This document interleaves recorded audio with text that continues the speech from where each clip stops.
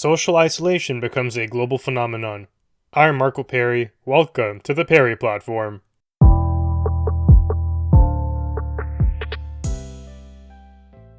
Today we're looking at a study titled Contemporary Hermits, a developmental psychopathology account of extreme social withdrawal in young people.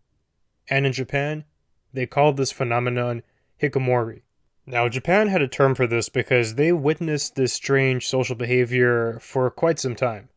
But, as we'll see, recently it seems like this type of way of living has spread throughout the world. The article writes that although it is widely accepted that human beings have an ingrained need to belong, there seems to be a substantial subset of young people who seclude themselves for most of the time at home and no longer engage in education or work, ultimately withdrawing from participation in society.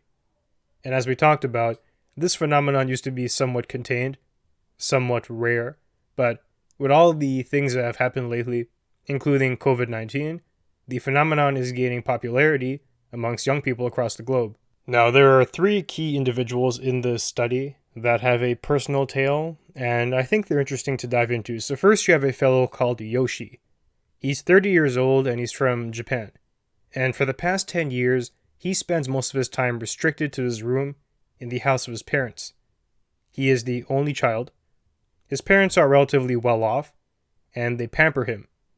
Whatever he needs in terms of materialistic things or affection, he gets. And the article writes that he's always been a shy fellow. He typically avoided being the center of attention, and in school he did have friends, but after some time went on, those vanished. And then eventually he had difficulty connecting with peers. They say that eventually Yoshi also developed a form of social anxiety, and because of that he couldn't hold down a job, and eventually he just gave up on that entirely. He's no longer searching or makes any effort to find something. So that's interesting. And one thing I want to point out is that each of the three stories I'm going to tell you highlight a different reason as to why somebody might become this type of social hermit. In some ways, in Yoshi's case, you can blame his upbringing, his environment. He really hasn't had to work for much. His family has provided him all the things he's needed, whether that's monetary or emotional.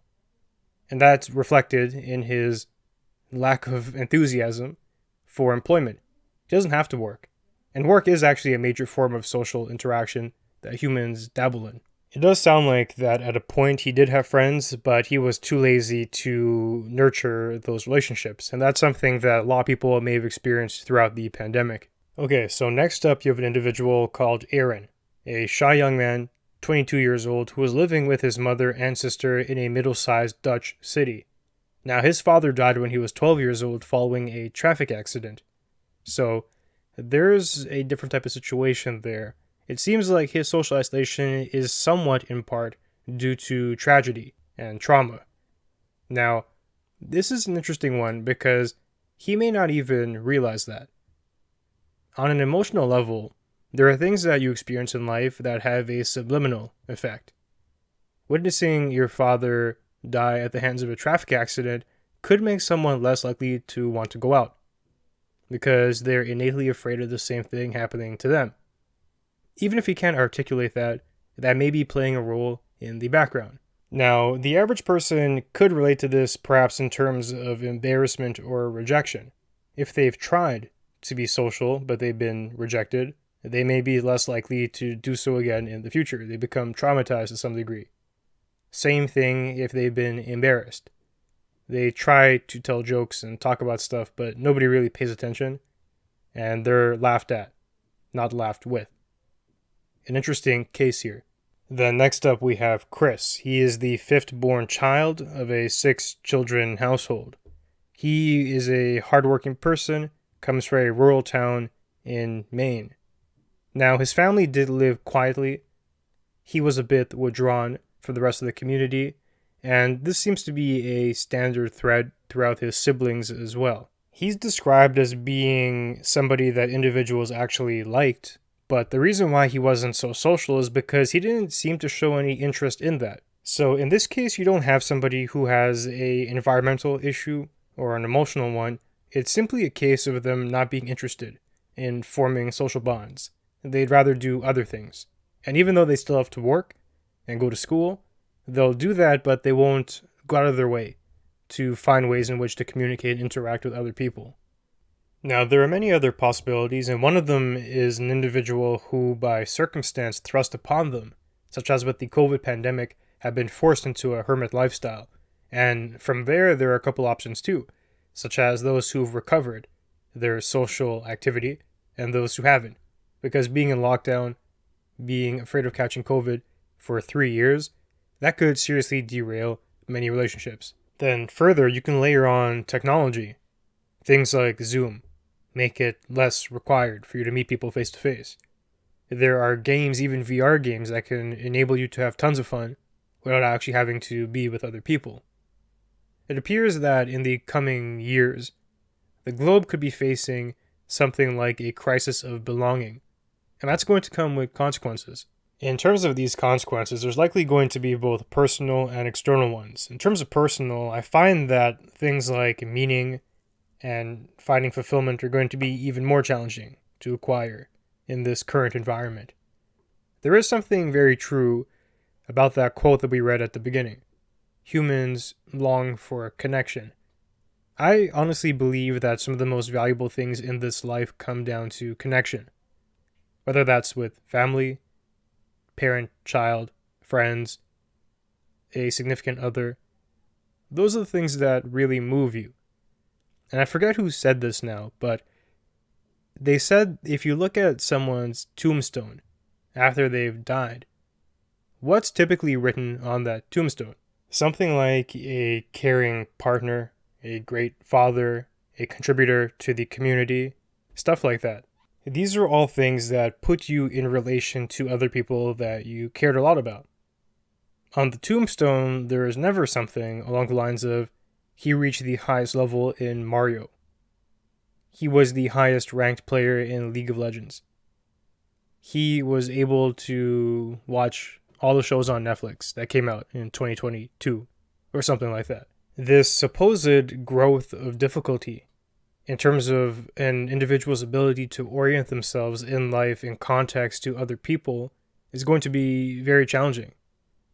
I can easily see outgrowths of narcissism, nihilism, and other types of existential problems arising from this. And there's also going to be external consequences. How about things like a declining birth rate, which we're seeing across most of the developed world right now? And even in some developing nations, things are slowing down. Now, layer onto that this type of modern hermit living that we're seeing. This could be a contributing factor to a population collapse. And even aside from that, I do think living in a community with engaged residents, with people who are happy to share their passions and connect with people, is just more fun overall. A community where everyone is locked away within their home at all times of day, perhaps it'd be safe, but I'm not sure it'd be too exciting to be a part of that. Given these trends and the pandemic environment, it really is going to take some effort for us to drag ourselves up out of here. We do have to get back out there, and perhaps you're going to face some of the issues that we discussed with the 3 cases. Maybe there is some trauma and fear that you have to overcome to start building meaningful relationships. Maybe you've been spoiled, and some self-reflection is called for.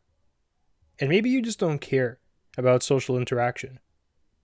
Well, in these cases, you do have to ask yourself what you might be missing out on. And if you truly are satisfied with the way you're living your current life, or if you think adding some things to it could make it better. And I think in most cases, there's always an opportunity to make it better through some social interaction.